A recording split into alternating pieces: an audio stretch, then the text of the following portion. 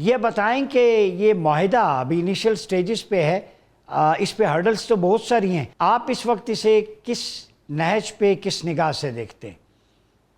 मैं इसको बड़ा पॉजिटिव एक स्टेप देख रहा हूं, बल्कि बहसीते पाकिस्तानी अमेरिकन मैं दोनों लेंस से इसको बड़ा क्लोजली देख रहा हूं। पाकिस्तान तो माशाल्लाह राइज पे, बल्कि मुझे एक वर्ड हमारे फील्ड मार्शल सैयद आसम मुनीर साहब ने इस्तेमाल किया था शुरू में, फौरन उन्होंने कहा था शुक्र अल्हम्दुलिल्लाह कि आज पाकिस्तान जीत गया है। जंगें तीन मुल्कों की थी लेकिन जीता पाकिस्तान है, इसमें कोई शक नहीं है। बनियानुल मरसूद से लेके आज तक का सफर अगर देखा जाए तो रिमार्केबल, आउटस्टैंडिंग। अब अमेरिका की तरफ से अगर देखा जाए तो इस वक्त डोनाल्ड ट्रंप साहब मुसलसल अपनी कोशिश कर रहे हैं कि अवाम को बताएं कि उनकी डील ओबामा डील से बेहतर थी। अब वो किस तरह इसमें कामयाब होते हैं, इट इज अपहिल बैटल, मुश्किल मुश्किल टास्क है, लेकिन ये रिक्वायर्ड है। लेकिन इसमें देखें, दो चीजें अर्ज करना चाहूंगा।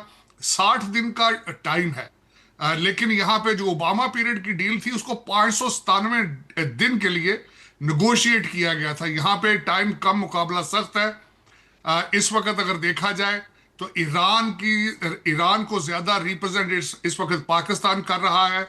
हमारे शहबाज शरीफ साहब, हमारे वजीर आजम, उन्होंने कल भी स्टेटमेंट दी उनके ब्लास्टिक मिसाइल सिस्टम के हवाले से। और मेरे ख्याल में अब ज्यादातर जो डायलॉग होगा दोनों के दरमियान, पाकिस्तान उसके अंदर एक की रोल अदा करेगा। इस वक्त जो दोनों के अंदर चीजें दो जेर बहस चल रही हैं, एक तो न्यूक्लियर इंस्पेक्शन है और दूसरा हरमूज का ओपन रहना जो है उसको बड़ा क्लोजली वॉच किया जा रहा है। उस पे जाहिर है प्रेसिडेंट ट्रंप आज के हिसाब से वो ये कह रहे हैं कि कोई फीस नहीं ली जाएगी, लेकिन ओमान और ईरान दोनों इंश्योरेंस या उसको प्रोसेसिंग फी के हवाले से उस पर कुछ ना कुछ अपना वो फीस लगाना चाहते हैं, जिस पे जीसीसी कंट्रीज और दूसरे कई ममालिक एग्री कर चुके हैं। लेकिन मेरे ख्याल में आज 117वां दिन है, पॉजिटिविटी है दोनों साइड से अगर देखा जाए।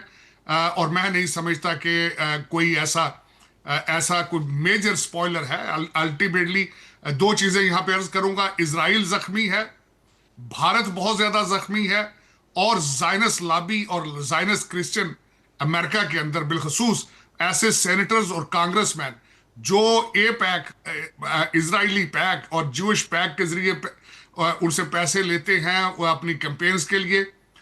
$127 मिलियन ए पैक ने खर्च किए थे अमेरिका के अंदर सियासत पे 2024 के इलेक्शन में।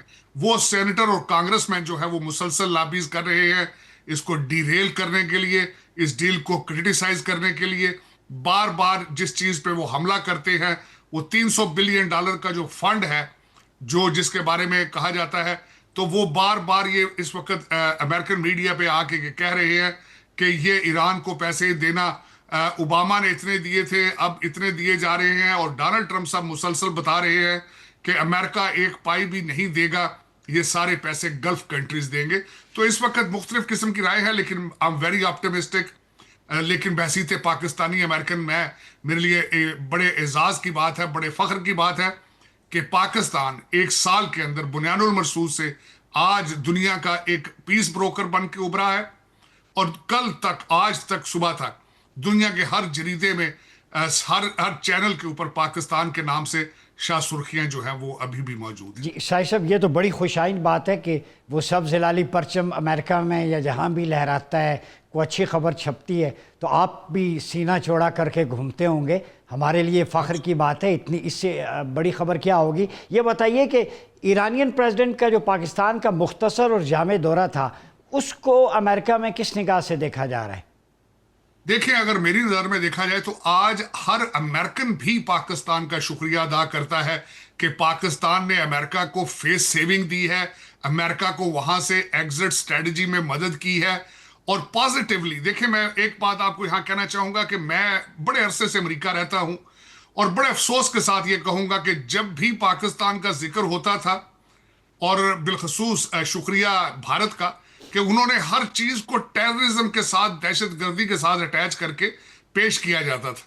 पहली दफा मैंने जिंदगी में, मैंने अपनी सारी जिंदगी में पहली दफा देखा है कि पाकिस्तान को जिस इज्जत की निगाह से देखा जा रहा है अमेरिका के अंदर।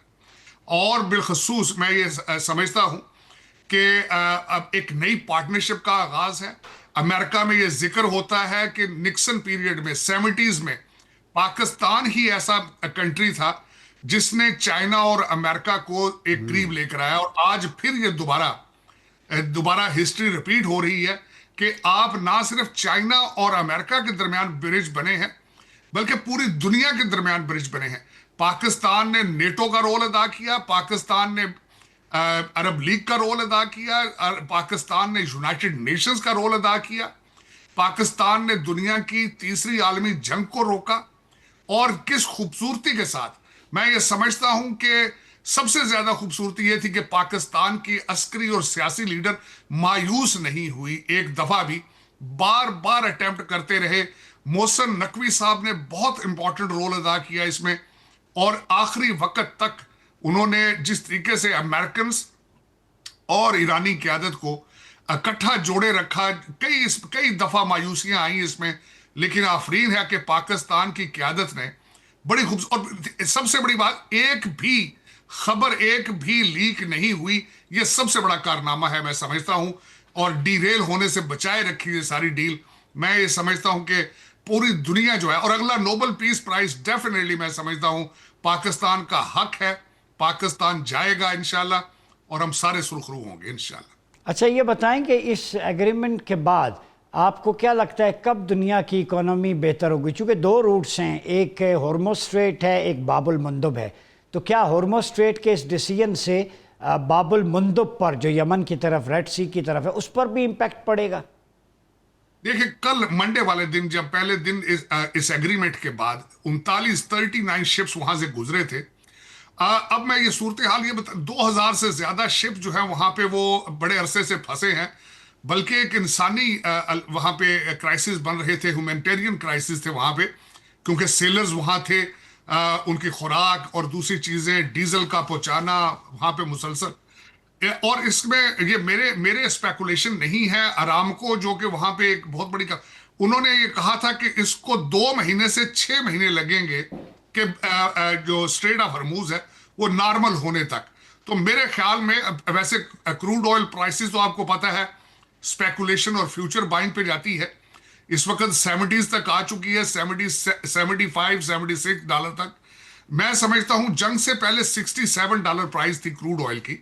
महंगाई के लिहाज से मेरे ख्याल में मैं एक्सपेक्ट कर रहा हूं कि within next 2 to 3 week अपने नॉर्मल प्राइसेस पे आ जाएंगे, कुछ रिलीफ दुनिया को मिलेगा डेफिनेटली। लेकिन दो चीजें हैं हरमूज से गुजरने के लिए, ना सिर्फ ऑयल है बल्कि फर्टिलाइजर भी है।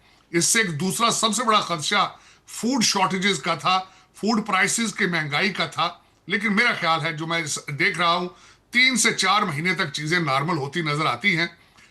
लेकिन फिर भी मैं आई एम वेरी ऑप्टिमिस्टिक कि क्रूड ऑयल से आप देखेंगे, पाकिस्तान का सबसे बड़ा ईरान के जो वहां पे सदर आए, उन्होंने रिफाइनरी की पेशकश की है, सस्ते तेल की ऑफर की है। उसके इंपैक्ट भी आप देखेंगे कि पाकिस्तान की इकानमी पर बहुत जल्द आएंगे। और दूसरा, मैं देख रहा हूं पाकिस्तान एक मुआशी, सियासी, अस्करी क़यादत बन के उभर रहा है। यहां पे एक बात बड़ी, मुझे हमेशा बड़ी फख्र से मैं ये कहता हूं कि पाकिस्तान की आर्मी एक बैटल हार्डन आर्मी, जो ना सिर्फ अमेरिकन हथियारों को इस्तेमाल करना जानती है, बल्कि चाइनीज हथियारों के ऊपर भी दस्तरस है उन्हें। आपने बुनियानुल महसूस में देखा होगा कि किस तरीके से मुख्तलिफ किस्म की टेक्नोलॉजीज को इंटीग्रेट करके उन्होंने इसका मुजाहरा किया है। तो इस जीसीसी कंट्रीज और इस रीजन में पाकिस्तान डिफेंस को एज ए प्रोडक्ट यूज करेगा, और आप देखेंगे कि पाकिस्तान एक मुआशी पावर बन के वहां से उभरेगा। मैं उस पर बड़ा ऑप्टिमिस्टिक हूं। सस्ता तेल ईरान से आएगा, आपकी पाइपलाइन बनेगी, और सबसे बड़ा जो कारनामा है, बीएलए जो बलूचिस्तान के अंदर भारत की प्राची है, वो चौक होगी वहां पे। उस खित्ते में अमन आएगा, बलूचिस्तान पुरअमन होगा, पाकिस्तान तरक्की की तरफ बढ़ेगा इंशाल्लाह। बहुत शुक्रिया साजिद तारिर साहब, आप हमारे साथ थे।